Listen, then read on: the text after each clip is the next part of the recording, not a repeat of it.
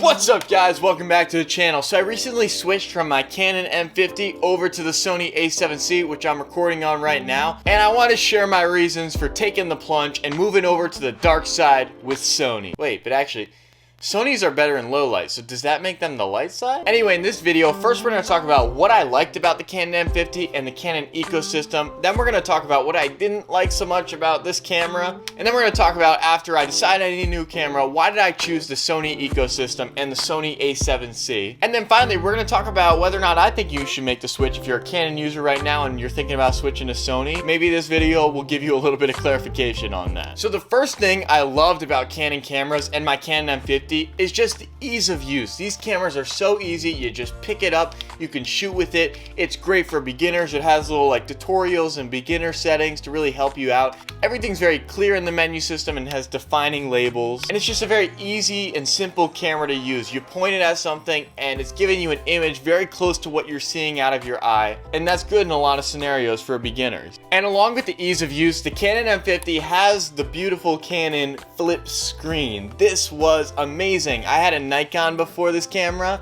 and this was just a game changer. It makes things so easy. If you're filming videos, maybe you're a vlogger, then you could see yourself in the screen, or you're doing talking head videos like this one. You can monitor yourself using this flip screen right here. It's just so easy to use, and even for photography, if you want to get some low angles, a flip screen definitely helps. So all that to say that the Canon M50 is a very easy camera to use. There's not a very big learning curve with this camera. Now, some of the things that I didn't really like so much about the Canon lineup is the lens situation. I mean, come on guys, what are you doing? Sony is doing it so right with their one lens mount to rule them all, because then you don't have to worry about what am I going to do in the future when I upgrade my camera. Should I invest a bunch of money in these little EFM lenses, or should I spend a ton of money getting the RF lenses and hope that I could adapt them to this?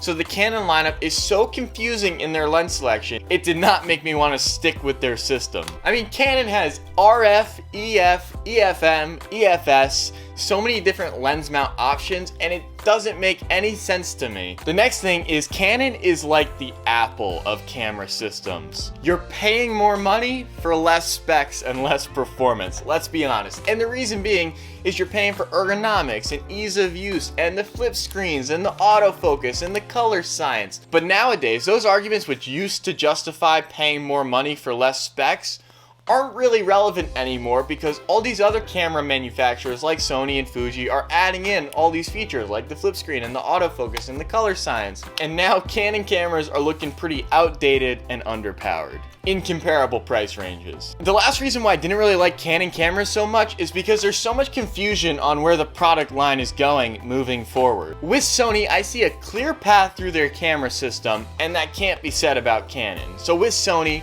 you know, if you're starting out, you got your APS-C cameras, your A6000 line, and those do everything really well. And then you move to full frame and you say, hey, am I more of a photographer or a videographer? And if you're strictly photography, you got your R lineup. If you're in the middle, you got your A7 IIIs and your A7Cs. But if you're a video-centric person, you go for your A7S series. So there's so many clear paths through the lineup. And then there's cinema cameras, FX3, FX6, FX9. Simple. If you want a cinema camera, that's your lineup based on your price range. Now with Canon cameras, that's not as simple, and I think that goes back to the whole lens mount situation, because all this does is just serves to add more confusion into their product line. So I don't know, are they trying to beef up their mirrorless line and make some more EFM cameras, or are they moving away from their EFs and going to their RFs? Alright, so why did I choose Sony? I realized that I'd maxed out my Canon F50. I was looking at potential future cameras. So why Sony? Let me just tell you, I tried so hard to love the Canon system. I said to myself, hey, you want a new camera? Okay, look at Canon cameras. And I only looked at Canon cameras.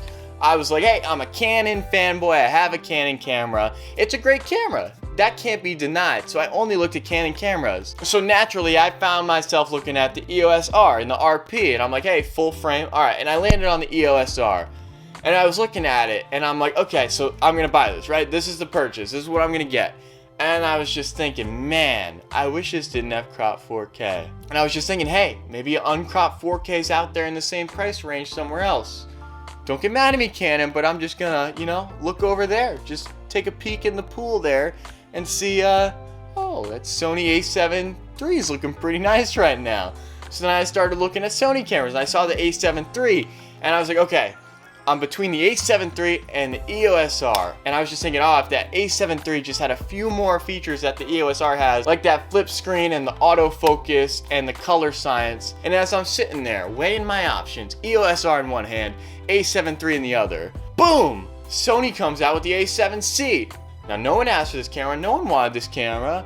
Who's this camera even for?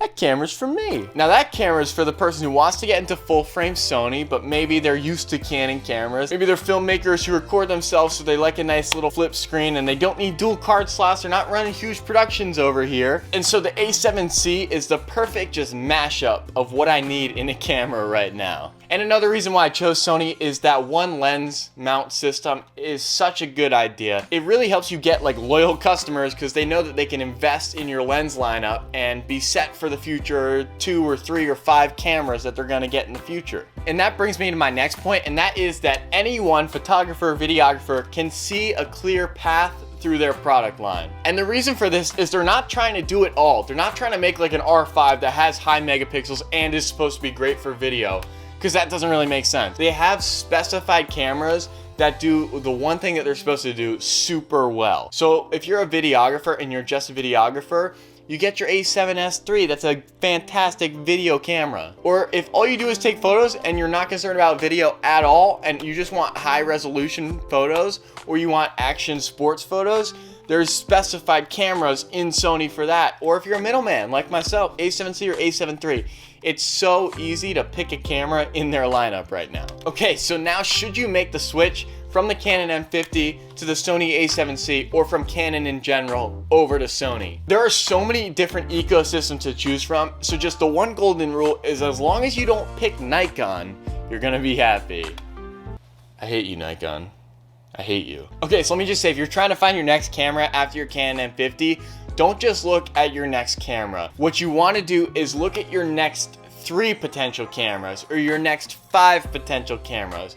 And if at any point in those next 5 cameras or 3 cameras you think you might want to switch systems, so switch to Sony or Fuji. Right now, while all you have is the Canon M50 and these little EFM lenses, now is the best time to do that. Because let me tell you, you don't want to rack up $2,000 worth of lenses just to find out that you're gonna have to sell them at a loss later on. So honestly, I think that the A7C is such a perfect hybrid camera. It's pretty even split down the middle. So if you're comfortable with moving into the Sony ecosystem and you see that as a potential future for you, then go ahead and get yourself the Sony A7C. It's great. I love this camera. All right, guys, if this video helped you out at all, feel free to hit that like button. Also, I know this video is gonna be pretty divisive. People get a little feisty when you're talking about cameras. They're like, ah, you made the wrong decision, or you made the best decision of your life.